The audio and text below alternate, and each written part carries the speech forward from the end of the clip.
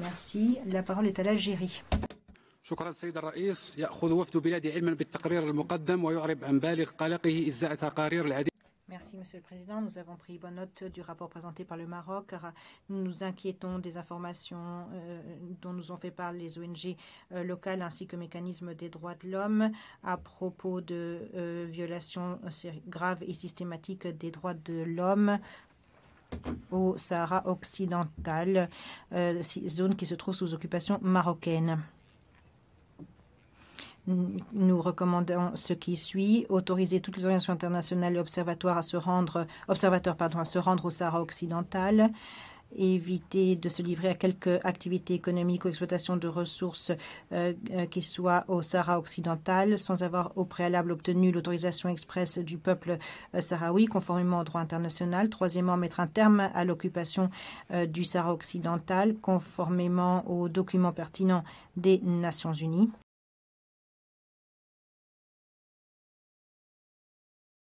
Et je donne la parole à présent à l'ambassadeur. Certaines délégations, 2 ou 3 pas plus, qui ont cru devoir faire référence à la question de l'autodétermination dans les provinces du Sahara. À cet égard, je devrais rappeler à ces délégations en particulier que le Royaume du Maroc a soutenu l'exercice du droit à l'autodétermination de leur propre peuple, et donc nous n'avons pas de leçons à recevoir sur cet aspect-là. Deuxièmement, le droit à l'autodétermination en droit international, cela est bien connu, est lié de manière corrélative au droit à l'intégrité territoriale. C'est un droit du peuple marocain à préserver son intégrité territoriale. Par rapport à certaines affirmations sur les libertés de déplacement, les libertés d'expression dans les provinces du Sud, j'aimerais rappeler que dans ces provinces, il se trouve une situation tout à fait normale, en présence de très nombreux représentants de la communauté internationale.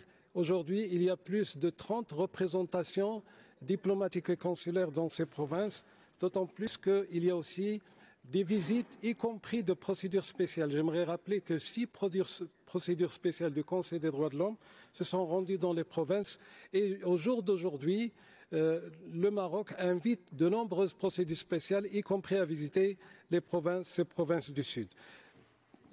De plus, ce que j'aimerais aussi souligner très fortement, la question du Sahara relève dans le cadre de sa gestion et de son suivi de l'exclusivité du Conseil de sécurité.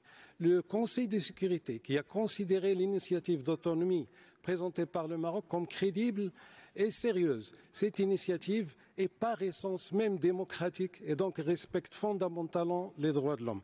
Voilà donc ce que j'avais à dire sur ce propos. Nous ne sommes pas ici du tout pour polémiquer, mais il fallait quand même que je fasse le point sur ces aspects-là, d'autant plus que malheureusement, il y a une volonté manifeste d'instrumentaliser ce type de réunion qui exige la sérénité dans nos dialogues et dans nos échanges, comme cela a été fait par la quasi-totalité des délégations cet après-midi.